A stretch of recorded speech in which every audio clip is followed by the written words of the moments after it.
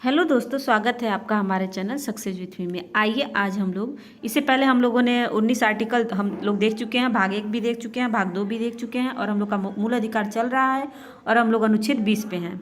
चलिए देखते हैं इसके आगे अनुच्छेद 20 कौन सा है। 19 तक हो चुका है। अगर आप वीडियो नहीं देखे हैं तो जरूर जाइए देखिए।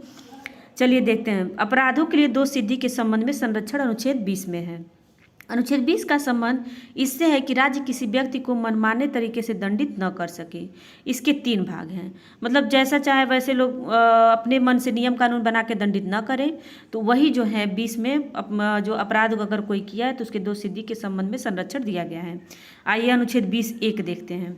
अनुच्छेद 20(1) में है कि किसी कानून को आपातकालीन प्रभाव तिथि से लागू करना यह आपराधिक कृत्य से संबंधित है। इसके अंतर्गत कोई व्यक्ति किसी अपराध के लिए तब तक दोषी नहीं माना जाएगा जब तक कि उसने ऐसा कोई कार्य करते समय किसी प्रवृत्त विधि का अतिक्रमण नहीं किया है, तब तक उसको दोषी नहीं माना जाएगा। जैसे भूत लक्षित दांडिक विधियों से संरक्षण जो है 20(1) में है। 20(2) में देखिए क्या है, दोहरे दंड से संरक्षण। किसी व्यक्ति को एक ही अपराध के लिए एक बार से अधिक अभियोजित और दंडित नहीं किया जाएगा। अगर कोई व्यक्ति अपराध एक ही किया और चाहे उसके लिए हम 10 बार दंड दे दें तो नहीं हो सकता। उसके लिए केवल एक ही बार दंड दिया जाएगा।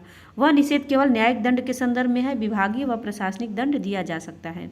तो ये 20(2) में है। दोहरे दंड से संरक्षण कई बार पूछ चुका है कि दोहरे दंड से संरक्षण किस अनुच्छेद में है, तो है 20(2). अगर 20(2) नहीं ऑप्शन में है तो केवल 20 भी सही होगा, पर 20(2) अब तो रहेगा ऑप्शन में, अब नहीं 20 पूछ रहा है, तो आप लोग ध्यान रखिएगा। नहीं देखिए, अपने ही विरुद्ध गवाही देने से संरक्षण 20(3) में जो है अपने ही विरुद्ध गवाही देने से संरक्षण। 3 शर्तें क्या क्या हैं कि आपराधिक कृत्य के मामले में अभियुक्त बनाया गया हो, विचारण की प्रक्रिया में उसे अपने ही विरुद्ध बाध्य किया गया हो, उसे अपने ही विरुद्ध गवाही देनी है तो बाध्य किया गया हो, तो इसलिए उसको अपने ही विरुद्ध गवाही देने से संरक्षण प्राप्त है। और इसमें 3 शर्तें हैं, इन आधारों पे है।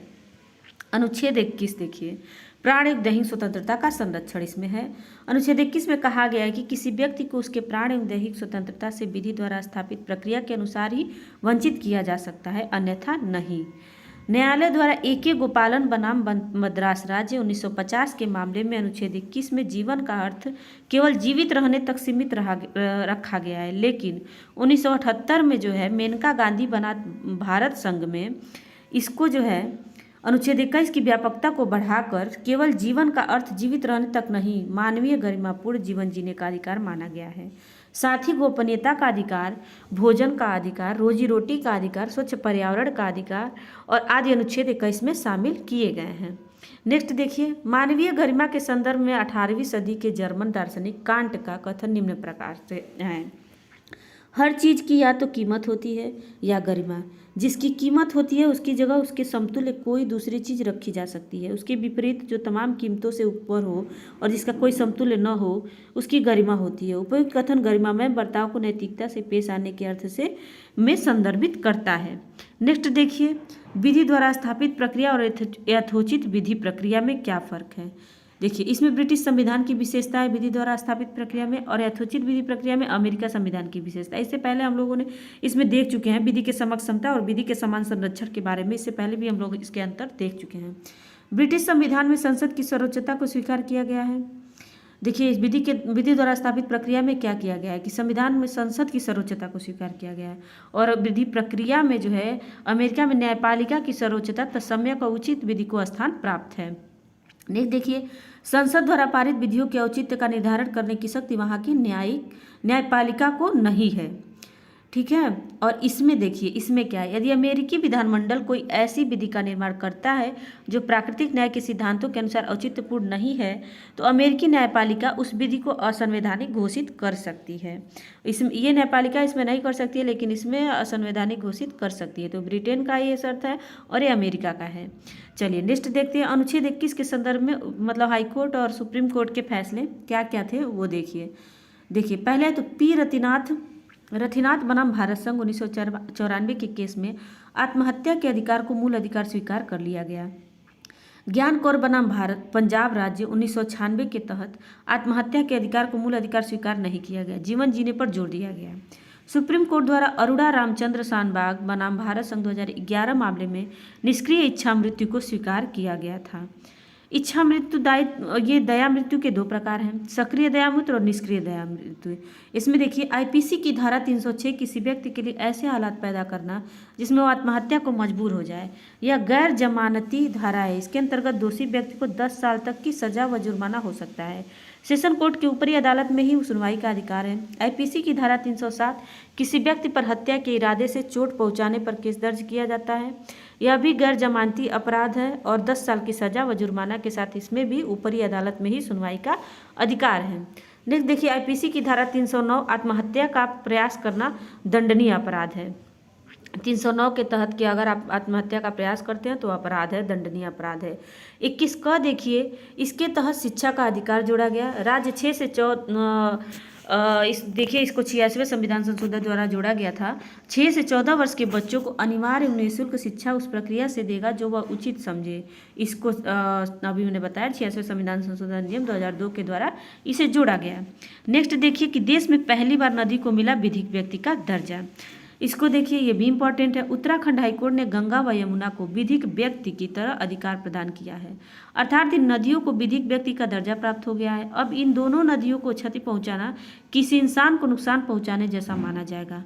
विदित है कि इससे पहले न्यूजीलैंड ने वांगानुई नदी को जीवित मानव के समान अधिकार दिए हैं। इससे पहले न्यूजीलैंड दे चुका है। ये भी पूछ सकता है कि भारत से पहले किस देश ने नदियों को जीवित मानव का अधिकार दिया, तो वो है न्यूजीलैंड। इसके बाद से भारत ने गंगा और यमुना को दिया है। निजता का अधिकार एक मूल अधिकार है जिसे अनुच्छेद 21 के अंतर्गत संरक्षण प्राप्त है। आइए देखते हैं 22 में है कुछ दशाओं में गिरफ्तारी और निरोध से संरक्षण। इसमें देखिए 22(1) और 22(2) में किसी व्यक्ति को सामान्य दंड विधि के अधीन गिरफ्तार करने पर उसके निम्न अधिकार बताए गए हैं। अपनी गिरफ्तारी का कारण जानने का अधिकार। अगर उसको गिरफ्तार किया गया है तो उसको पूरा हक है कि वो अपना कारण जाने कि हमको क्यों गिरफ्तार किया गया है। अपनी रुचि के वकील से मामला कोर्ट में प्रस्तुत कराने का अधिकार। वो अपने रुचि का वकील भी रख सकता है। 24 घंटे के अंदर मजिस्ट्रेट के समक्ष प्रस्तुति का अधिकार। इन 24 घंटों में अवकाश यात्रा में लगा समय शामिल नहीं होगा। अगर कोई अपराध किया है तो 24 घंटे के अंदर उसको मजिस्ट्रेट के सामने प्रस्तुत करना है, लेकिन हाँ उसमें अवकाश या फिर जो यात्रा में समय लगा है उसको शामिल नहीं किया जाएगा। देखिए निवारक निरोध क्या है।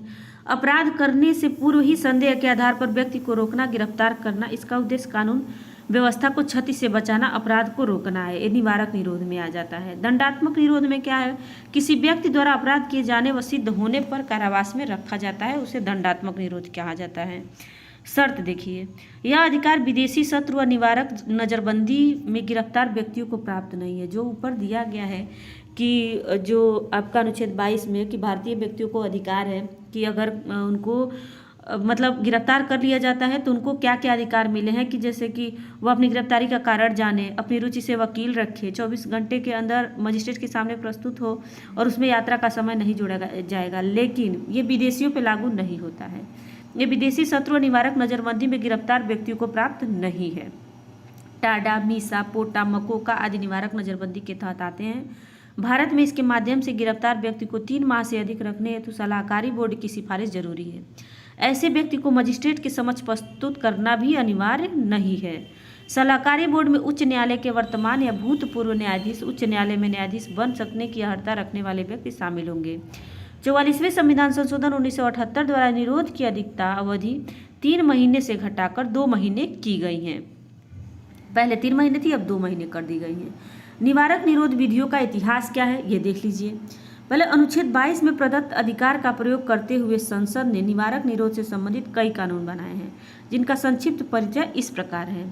चलिए देखते हैं। निवारक निरोध अधिनियम, यह अधिनियम 1950 में पारित किया गया था। इसकी खास बात यह थी कि इसमें सलाहकार बोर्ड को निरोध आदेश के 10 सप्ताह के भीतर सरकार को रिपोर्ट भेजने का प्रावधान था। सर्वोच्च न्यायालय ने इस धारा को असंवैधानिक घोषित कर दिया था। इस अधिनियम को 1 अप्रैल 1951 तक समाप्त हो जाना था, किंतु बार बार इसकी अवधि बढ़ाई जाती रही और अंततः दिसंबर 1969 तक यह लागू रहा। नेक्स्ट देखिए, इसमें आंतरिक सुरक्षा अधिनियम क्या है, मीसा। जो मीसा है 1971 में कांग्रेस की सरकार ने यह अधिनियम पारित किया और इसके माध्यम से निवारक निरोध की व्यवस्था पुनः लागू कर दी। आगे चलकर इस अधिनियम को सरकार द्वारा 1978 में निरसित कर दिया गया। विदेशी मुद्रा संरक्षण और तस्करी निवारक अधिनियम, ये कोफेपोसा क्या है इसको देख लीजिए, conservation of foreign exchange and prevention of smuggling activities. चलिए देखते हैं इसका क्या है। यह अधिनियम संसद ने 1974 में पारित किया था। वस्तुतः 1971 के आंतरिक सुरक्षा व्यवस्था अधिनियम मीसा के पूरक के तौर पर बनाया गया था, जहां आंतरिक सुरक्षा व्यवस्था अधिनियम मीसा का उद्देश्य आंतरिक सुरक्षा से जुड़े प्रश्नों पर निवारक निरोध की व्यवस्था लागू करना था। वहीं ये जो कोफेपोसा का उद्देश्य तस्करी तथा विदेशी मुद्रा से जुड़े अपराधों के संबंध में निवारक निरोध की व्यवस्था लागू करना था। नेक्स्ट देखिए, चोरबाजी निवारण और आवश्यक वस्तु प्रदाय अधिनियम। इसमें देखिए यह अधिनियम जनता, ये 1980 में आया था, इसको ध्यान रखिएगा। यह अधिनियम जनता पार्टी सरकार द्वारा पारित किया गया था। जनता पार्टी सरकार ने मीसा अधिनियम को तो निरस्त कर दिया था, किंतु कुछ समय बाद उसे लगने लगा कि निवारक निरोध की व्यवस्था बनाए रखना आवश्यक है। इसलिए इस सरकार ने चोर बाजारी निवारक और आवश्यक वस्तु प्रदाय अधिनियम का निर्माण किया, जो निवारक निरोध की व्यवस्था करता था। नेक्स्ट देखिए, राष्ट्रीय सुरक्षा कानून 1980 का। 1980 में पुनः कांग्रेस सरकार बनी। जनता पार्टी की सरकार 1978 में आंतरिक सुरक्षा व्यवस्था अधिनियम को निरस्त कर चुकी थी। श्रीमती इंदिरा गांधी की सरकार ने 1980 में सत्ता संभालने के तुरंत बाद राष्ट्रीय सुरक्षा कानून रासुका नाम से प्रसिद्ध था, यह राष्ट्रीय सुरक्षा अधिनियम पारित कराया, जो एक अर्थ में आंतरिक सुरक्षा व्यवस्था अधिनियम का ही नया रूप था। चलिए नेक्स्ट देखते हैं इसके आगे ये है कि आतंकवादी एवं विध्वंसक गतिविधियों निवारक अधिनियम जो भी है। देखिए इसमें इसका देखिए इंग्लिश से टाडा, इंग्लिश में ज़्यादा पूछा जाता है। ये तो देखिए आतंकवादी विध्वंसक गतिविधियाँ जो अधिनियम है ये तो है ही, पर टाडा इसका जो 1987 में बना था, terrorist and disruptive activities prevention act 1987, Tada के नाम से प्रसिद्ध है। यह अधिनियम पहला ऐसा प्रयास था जिसमें केंद्र सरकार ने आतंकवादी गतिविधियों को परिभाषित किया था और उनसे निपटने के लिए विशेष प्रावधान किए थे। 1980 के दशक में पंजाब में आतंकवाद के बढ़ने के कारण इस अधिनियम की जरूरत महसूस की गई थी। नेक्स्ट देखिए, आतंकवाद निरोधक, ये जो निवारक अधिनियम 2002 है। 1995 में नरसिंह राव की कांग्रेस सरकार ने टाडा को समाप्त हो जाने दिया था और उसके बाद से आतंकवाद से लड़ने के लिए कोई विशेष कानून अस्तित्व में नहीं था। तो 1999 में राष्ट्रीय जनतांत्रिक गठबंधन एनडीए नेशनल डेमोक्रेटिक अलायंस की सरकार बनी, जो आतंकवाद के विरुद्ध कठोर कार्रवाई करने के पक्ष में थी। तो 11 सितंबर 2001 को अमेरिका में हुई आतंकवादी घटना, जिसमें वर्ल्ड ट्रेड सेंटर को ध्वस्त कर दिया गया था, को देखते हुए सरकार ने तय किया कि आतंकवादी घटनाओं से निपटने के लिए विशेष कानून बनाया जाना चाहिए। इस दिशा में पहला कदम 2001 में उठाया गया, जब पोटो अर्थात आतंकवाद निवारक अध्यादेश 2001 जारी किया गया। 2002 में इसी अध्यादेश को संसद द्वारा पारित कराया गया और तब से यह पोटा में रूपांतरित हो गया, पोटो को पोटा कर दिया गया। नेक्स्ट देखिए, विधि विरुद्ध क्रियाकलाप निवारक संशोधन अधिनियम 2019। देखिए इसमें जो है पोटा को 2004 में समाप्त कर देने के बाद संप्रंग सरकार जैसे यूपीए गवर्नमेंट के पास कोई ऐसा कानून नहीं था जिसके तहत वह आतंकवादी गतिविधियों से प्रभावी तौर पर निपट पाती। इसलिए उसने कोई नया कानून बनाकर आलोचनाएं झेलने की बजाय एक पुराने कानून में ही संशोधन करके काम चलाने का निर्णय किया। नेक्स्ट देखिए, भारत सरकार ने विधि विरुद्ध क्रियाकलाप संशोधन अधिनियम 1967 एक पारित किया था, जिसका उद्देश्य राष्ट्र विरोधी गतिविधियों को नियंत्रित करना था। यह अधिनियम 1969 में संशोधित किया गया था। देखिए संप्रग सरकार ने इसी अधिनियम को संशोधित करके आतंकवादी और विध्वंसक गतिविधियों पर लगाम कसने की योजना बनाई और 2004 में इसे संशोधित कर दिया। इसके अंतर्गत पोटा के अधिकांश प्रावधान शामिल कर दिए गए। 2008 में मुंबई पर हुए आतंकवादी हमले से सबक लेते हुए इस कानून को और कठोर बना दिया गया, जिसे विधि विरुद्ध क्रियाकलाप निवारण संशोधन अधिनियम 2008 के रूप में जाना जाने लगा। नेक्स्ट देखिए, इसके बाद आते हैं, इसके बाद वर्ष 2012 में हुए संशोधन द्वारा भारत को आर्थिक सुरक्षा को खतरे में डालने वाली गतिविधियों को भी इस अधिनियम के दायरे में लाया गया। वर्ष 2019 में आतंकवाद के खिलाफ जीरो टॉलरेंस की नीति को प्रदर्शित करने के लिए इस अधिनियम में पुनः संशोधन किए गए। इन संशोधित प्रावधानों के अनुसार इस अधिनियम के तहत किसी संगठन के अलावा किसी व्यक्ति को भी आतंकवादी घोषित किया जा सकता है।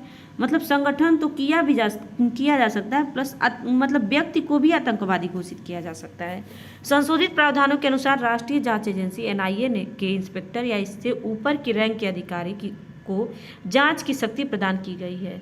साथ ही एजेंसी के महानिदेशक को ऐसी संपत्ति को जब्त करने का अधिकार दिया गया है जो उसके द्वारा जारी की जा रही जांच में आतंकवाद से होने वाली आय से बनी हो। तो आज के लिए बस इतना ही। अगर आपको हमारा वीडियो, ये चैप्टर देखिए ये थोड़ा लंबा हो गया है, इसके बारे में सारा डिटेल दे दिया था ये आर्टिकल।